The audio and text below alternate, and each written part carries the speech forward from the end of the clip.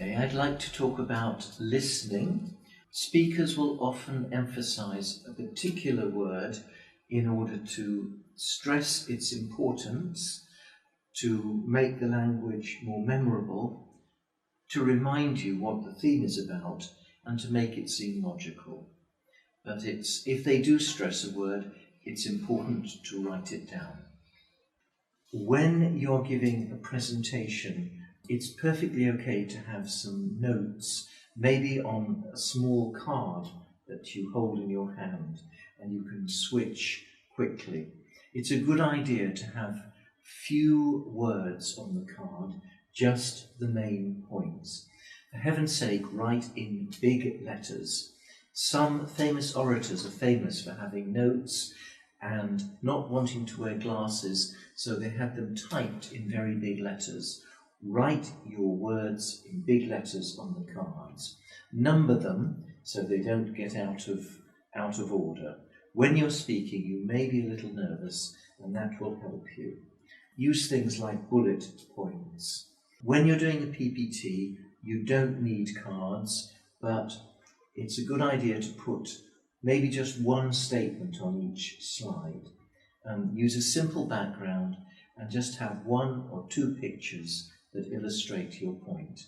Do you have any questions? Does bullet point means the main point or the important one? It's a good way to separate the different points. For example, these are the reasons for learning to listen well to English. Dot, because it is a global language. Dot, because you can communicate with other people. Dot, because you will need it for academic purposes, and so on. Now, I'm going to talk about how to write an essay. It's really quite simple. Introduction, body, and conclusion. In different words, say what you're going to say it, and say what you've just said. In the case of an essay, of course, it's writing. So, in an introduction, you're going to explain what you're going to be writing about. You're going to give background information about the topic. You're going to explain why it is important. You will outline what you're going to say.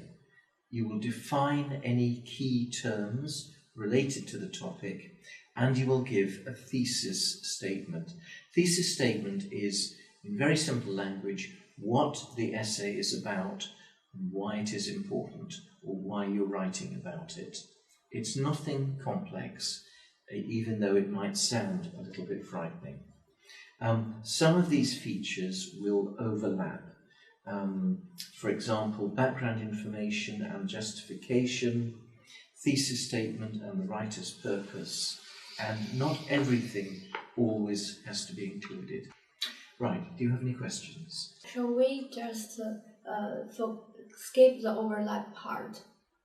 Okay, overlapping is when two things say the same thing, like this. It's not necessary to write the same thing twice. Okay. And how can we write a good conclusion? Okay, good question. A conclusion will summarize the main points of your essay. It will be logical. It will give any personal comments that you have on the topic. If it is an academic essay, it will say where the topic is likely to go and what further research needs to be done. It can describe the limitations in your work. You don't have to do everything, but those are the main points of a conclusion. Conclusion should be fairly brief.